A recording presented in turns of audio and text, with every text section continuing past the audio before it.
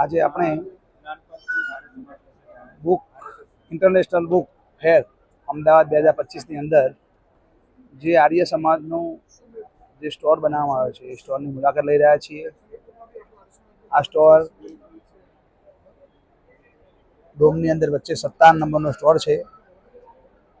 આ આર્ય સમાજ જે દયાનંદ સરસ્વતીએ આ સમાજનું ઉત્થાન માટે આ સેવાનું કામ કરેલું. આજે ઘણા બધા વર્ષો પછી પણ હિન્દુ સમાજ માટે આર્ય સમાજ ઘણા બધા કામ કરી રહ્યું છે. દયાનંદ સરસ્વતીના માર્ગે આજે દેશના ઘણા બધા લોકો પોતાના જીવનની આહુતિ આપી એમના વિચારોને વધાવી રહ્યા છે. અલગ અલગ પુસ્તકો, અલગ અલગ સાહિત્ય દ્વારા દયાનંદ સરસ્વતીના વિચારો રજૂ કરવામાં આવ્યા છે. અહીંયા સત્યપ્રકાશ જે દયાનંદ સરસ્વતીનું પુસ્તક છે અને જે એમના હસ્તે લખાયેલું છે પુસ્તક આજે પણ બજારમાં લોકો વાંચતા હોય છે. એમને જીવનમાં કેવું જીવવું, કેવા કાર્યો કરવા એના વિશે સમજ આપી છે. અહીંયા સ્ટોલ ઉપર ઘણા બધા કસ્ટમરો પુસ્તકોની ખરીદી કરી રહ્યા છે.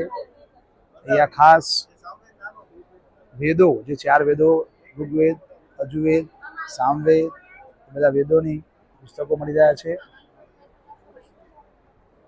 આ બધી પુસ્તકો દ્વારા લોકોના જીવનમાં સંસ્કારનું જીવન છે.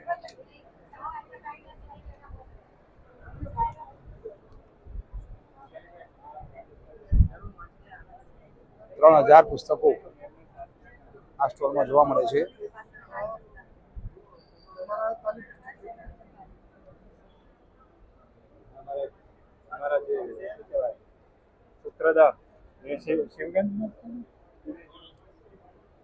ખાસ આ સ્ટોરમાં જોવા જઈએ તો આપણા 4 વેદો ઋગ્વેદ, યજુર્વેદ, અથર્વવેદ અને સામવેદ એના પુસ્તકો સરળતાથી મળી જાય છે.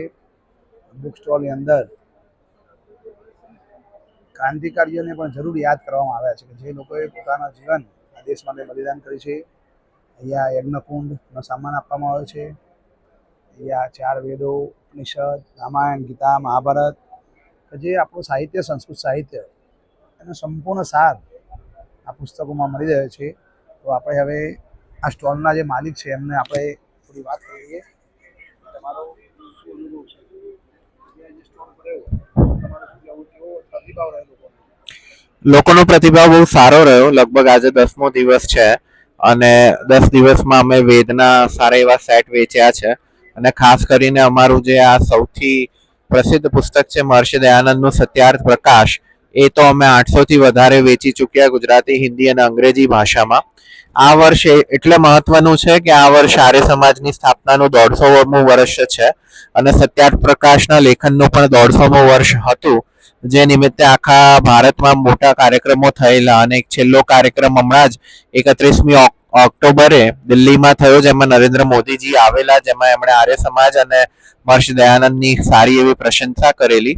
તો અમે લોકોમાં વેદનો પ્રચાર કરવા, ધર્મનો પ્રચાર કરવા અને સત્ય જાણે અને પાખંડ છોડીને વેદ તરફ પાછા વળે એ ઉદ્દેશથી છેલ્લા 3 વર્ષથી પુસ્તક મેળામાં ભાગ લઈ રહ્યા છે અને દર વર્ષે અમને ઉત્તર સારો પ્રતિભાવ મળી રહ્યો છે.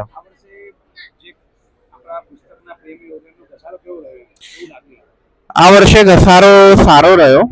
થોડીક આયોજકો તરફથી અમુક કન્ફ્યુઝન્સ હતા, તેમ છતાં બી સંખ્યા સારી એવી આવી અને લોકોએ સારી માત્રામાં સાહિત્ય ખરીદ્યું. અમને આશા છે કે આજ સાંજે જે ટોટલ કરીશું તો ગત વર્ષ કરતાં તો વધારે જ અમે સાહિત્ય વેચ્યું હશે.